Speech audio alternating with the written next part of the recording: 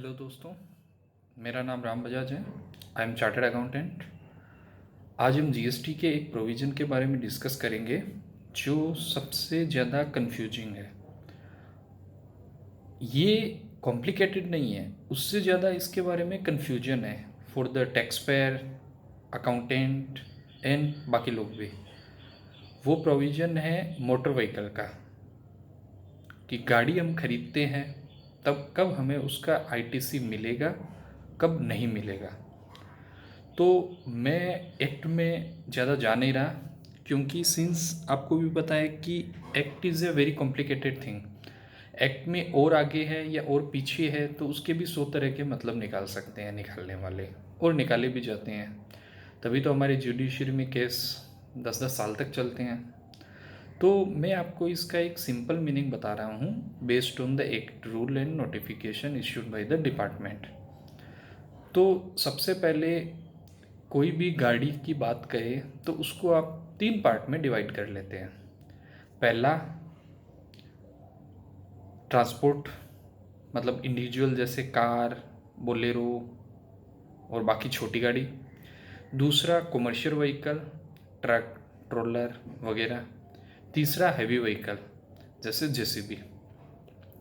अब अगर हम सबसे पहले जाए for the passenger, transport of passenger, मतलब छोटी गाड़ी, कार वगैरह, तो उसमें 2 कंडीशन है।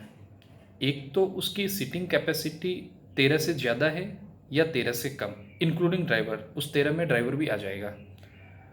अब अगर किसी गाड़ी की सीटिंग कैपेसिटी 13 से ज़्यादा है, जैसे बस, मिनी बस 25 की कैपेसिटी वाली, तो उस पर आईटीसी मिलेगा। सिंपली 13 से ज़्यादा सीटिंग कैपेसिटी है तो उसका आईटीसी मिलेगा। सेकंड पे आते हैं, 13 से कम छोटी गाड़ी, उस पर आईटीसी नहीं मिलेगा जनरली। अब सिर्फ और सिर्फ 3 सिचुएशन में आईटीसी मिलेगा। वो सिचुएशन क्या है? अगर वो गाड़ी जिसने परचेज की है उसका उसी से रिलेटेड बिजनेस है, जैसे गाड़ी का डीलर, भाई उसका काम क्या है? एक जो डीलर है, कंपनी से गाड़ी आती है, कस्टमर को बेचता है, उसको आईटीसी मिलेगा फर्स्ट। सेकंड, जो आदमी गाड़ी चलाने की ट्रेनिंग देता है, ट्रेनिंग स्कूल, उसको मिलेगा। थर्ड, जिसका उस चीज़ से रिलेटेड बिजनेस है, जैसे एक ट्रेवल एजेंसी, उसको मिलेगा। तो कहने का मतलब ये हुआ कि गाड़ियों में सिंपल से 2 क्लासिफिकेशन है, 13 से ज़्यादा, 13 से कम। 13 से ज़्यादा में मिलेगा, 13 से कम में 3 जन को मिलेगा। अगर उसका ट्रेनिंग स्कूल है, अगर उसकी गाड़ी की एजेंसी है, या गाड़ी का बिजनेस है। सेकंड, अब गाड़ी हमने कोई ले तो ली, अब गाड़ी पे तो 100 तरह के खर्चे होते हैं, रिपेयर, मेंटेनेंस, इंश्योरेंस वगैरह दुनिया भर के खर्चे होते हैं। तो उस पर आईटीसी किसको मिलेगा, किसको नहीं मिलेगा?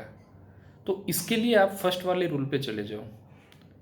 जिसको गाड़ी का आईटीसी अलाउ है उसको इंश्योरेंस, रिपेयर, मेंटेनेंस सबका मिलेगा। जिसको आईटीसी अलाउ नहीं है उसको नहीं मिलेगा। करेक्ट। अब हम आते हैं सेकंड पे, कमर्शियल व्हीकल। कमर्शियल व्हीकल में आईटीसी हमेशा मिलेगा। बस एक उस पर कंडीशन है। कंडीशन क्या है कि जैसे एक ट्रांसपोर्टर है, वो अगर अपना जीएसटी का बिल फॉरवर्ड चार्जेस में भी दे सकता है, आरसीएम में भी दे सकता है। अगर वो बिल आरसीएम में दे रहा है तो उसको नहीं मिलेगा, अगर फॉरवर्ड चार्जेस में दे रहा है तो उसको मिलेगा। इसका रीजन मैं आपको समझाता हूँ। जैसे मैं एक ट्रांसपोर्टर हूँ, ठीक है, अब मैं बिल काटता हूँ आरसीएम में। तो अब डिपार्टमेंट का ये कहना है कि जब मैं अपना जो बिल जनरेट कर रहा हूँ उस पर जब टैक्स लगा ही नहीं रहा जीएसटी, तो मैं आईटीसी लेके करूँगा क्या? तो मेरे को आईटीसी नहीं मिला। अब अगर मैं उस पर बिल लगा रहा हूँ 12% पे टैक्स जीएसटी, तो मैं आईटीसी ले लूँ ताकि मेरा आईटीसी काम आ जाए।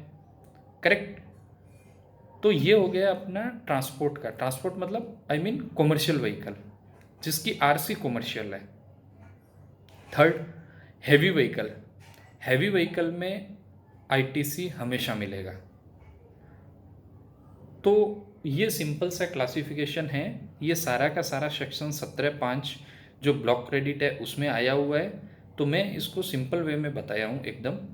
अगर आपकी कोई भी क्वेरी हो तो आप मेरे को व्हाट्सअप कर सकते हो या आप नीचे कमेंट बॉक्स में डाल सकते हो। Thank you.